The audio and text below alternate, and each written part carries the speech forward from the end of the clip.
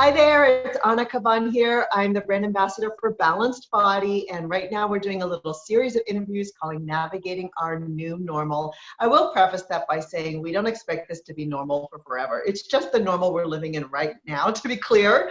Really hoping that things bounce back, but it's a series of interviews with some Pilates pros around the world, and I'm really excited to have a fellow Angelina, here with me today, Carrie Russo, and I'll let her introduce herself. So hi, Carrie. Hi, Anna. Thanks for having me. So my name is Carrie Russo, and I am here based in Los Angeles, specifically Studio City, California. And I am Romana certified back in 2005, and I hop over the hill to West Hollywood normally twice a week because I used to live there.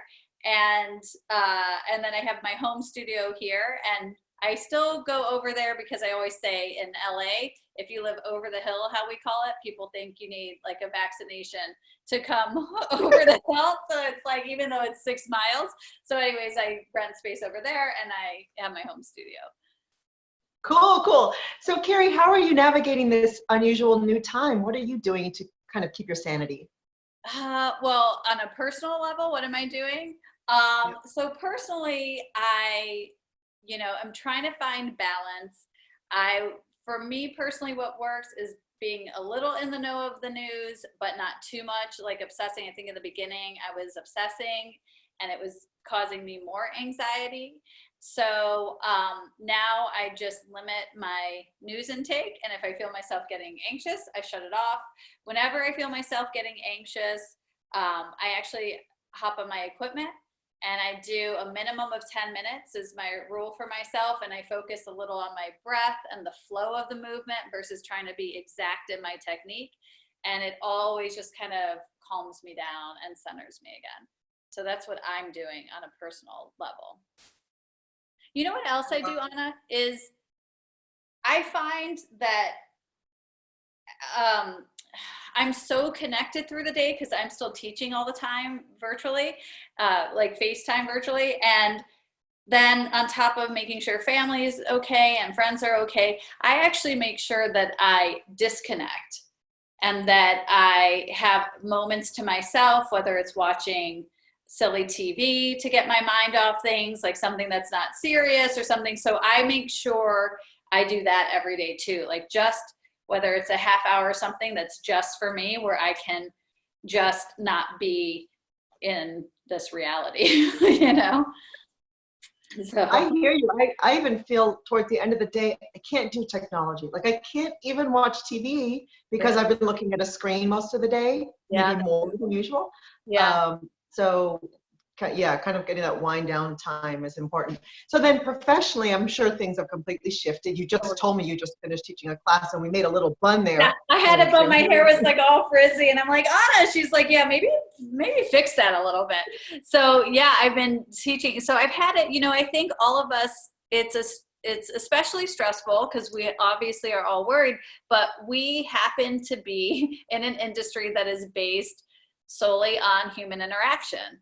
So we have to completely pivot our entire business and pivot it overnight. So I have been fortunate that I would say 80% of my clients have stayed with me and we do FaceTime one-on-ones. And then I have started Zoom, who I don't know about you, but I never heard of it before 2 weeks ago. And now everybody's on Zoom. So then I've opened up Zoom classes for $10 that are open, and I have people, because my Instagram followers, I have people all over the world. They're usually international that are coming and taking my classes because they don't have access to me in normal life anywhere. So it's actually created this beautiful opportunity where we do this interactive mat class and then we have a Q&A afterwards for a few minutes. I love it. We chatted about that last week, so I'm glad that you got the learning curve. You got it all figured out. I did know Zoom before, but I certainly wasn't using it like I am 5 times a day right now. Oh my gosh, I never heard of it and never used it, but yeah, it's helping me. It's helping keep my business alive, so it's good. You and everyone else out there in all kinds of industries. I know, it's crazy. It's crazy. Yeah. So any tips you have for fellow instructors? I know a lot of them are, obviously transitioning to online, but this tip may not be related to that. Any tips about how they might navigate this time? You know what? I've been talking to a lot of people, nonstop Pilates instructors. Like I said, I have found a great community through Instagram. So a lot of us are communicating and people are reaching out to me and we're all trying to brainstorm together. And a lot of people, why I say I'm fortunate, because at first I thought, oh my God, I lost 20% of my business like that. And then I found out some people lost 100% or they only kept 20%. So I realized how fortunate I am. And so one thing I came up with that I was giving advice to friends who've lost a significant, and I actually did this even to my 20% that I lost, that we have to put our egos aside and say, you know what, if these people, first of all, you have to empathize with your clients. Are they in a financial position? Did they get financially hurt? Or are they still in a position where they can afford Pilates? So if they're not, then there's nothing really we could, I have clients who are like, I've just got to downsize. And I get that, So if they are, where their paychecks haven't been affected, then what I have done and what I suggest people do is just swallow a little bit of pride and offer 15 minutes free through FaceTime or Zoom, whatever, through a virtual app, and give them a sample of that one-on-one. Because a lot of people are like, I don't know, Pilates is interactive, they're relying on our touch. So they're gonna not understand that it can still be an effective workout with our guidance and our cueing. So that's what I've done, is I said, if we have to offer 15 minutes free, but ultimately that keeps our revenue coming in, then I think that's 15 minutes well spent and well invested. So when you say 15 minutes free, are you talking about in a private setting? Like, let me show you what this would look like versus like a mat class, right? Okay, so in a private, I'm going to show you what this would look like. Set up your camera or your phone or your computer. Whatever. I'll set mine up, try it out, and see if it suits you or not. Yeah, okay. And we do 15 minutes of just a sample of a lesson. Because I have to say, I only do one-on-ones normally. I teach in a home studio. I just do one-on-ones. That's all I teach. So for me, it's let me give you a sample of what you'd be experiencing one-on-one with me, so that they can see, even within 15 minutes, that it's still going to be much better than A, doing nothing, or B, trying to do this on their own, or just walking around the neighborhood, or anything else they may be doing. I'm trying to show them the value that I can still provide in their life.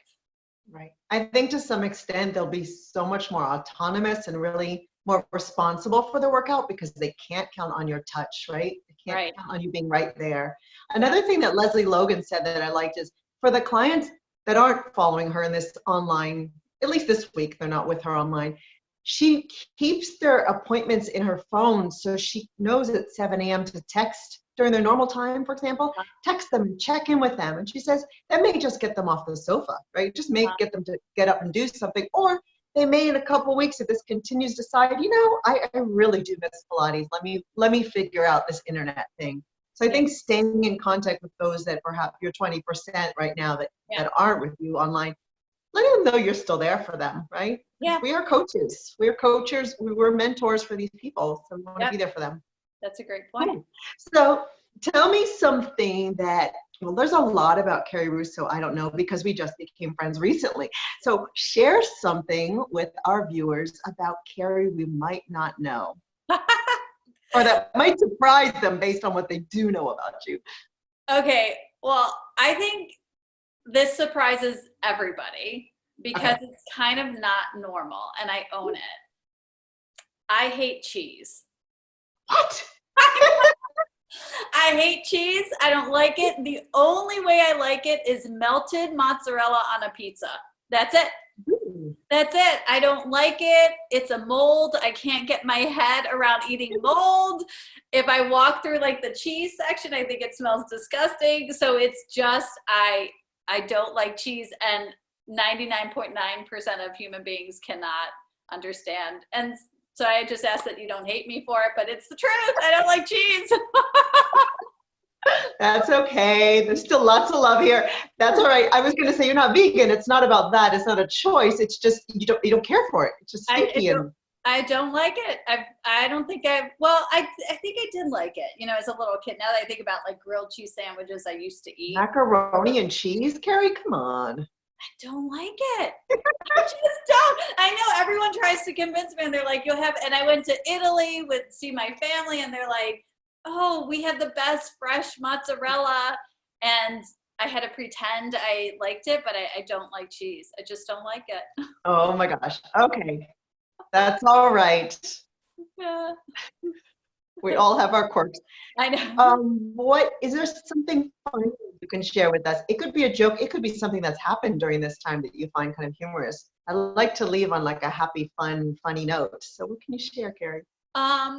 Okay. So something funny, speaking of Italy, this is not at any time recent, like probably 11 years ago, I decided to go through Europe by myself. And I'm Italian. I have my extended family that I never met who lived in Italy. And my entire life, I kept saying, someday I'll go to Italy. Someday I'll go to Italy. So I was landing in Italy and I had my friends' cousins picking me up in Florence. And on my way there, I'm like, today is my someday, right? Because I always said someday I'll go to Italy. And now I'm in Italy and I'm doing it. And I land and we're walking through Florence I just met these people they really don't speak English. I'm in my sandals. I'm walking through and I had a backpack from here, like all the way down to below my waist. Yeah. And I tripped on a cobblestone. Oh my gosh. Because the weight of the backpack, it threw me back and I landed on my back on the backpack in the middle of Florence. And I was like a turtle. I couldn't get up. And the man walks up, he's like, who was my friend who never spoke in English until this moment. His first words were, Gaddy, are you okay? Yeah. That's awesome. I'm so embarrassed. So I get up and we go about our day and they spent like 8 hours with me. And I went home and I was journaling and I started bellyache laughing, like tears streaming down my face because I thought that is the most absurd thing to be in the middle of Florence, waving my hands and feet like a turtle. And I couldn't stop laughing. And honestly, that was a life-changing moment because I learned that I could belly laugh all by myself, which is really come in handy in a time like this. Like when you're isolated, I'm like, you know what? I'm good because I can entertain myself, you know? So I've been looking for the good in the days. And I think of that time where I was a turtle in the middle of Florence. That is amazing. I love your story. Well, Carrie, thanks so much for spending time with me and letting us come inside your home and learn a little bit about you. Thanks. I hope that those viewing have been inspired by Carrie. That's the whole purpose of this interview series, to kind of add some joy to people's lives during this time. So I appreciate your time. Thanks for joining me. Yeah. And thank you all for watching. Take care. Guys. Bye.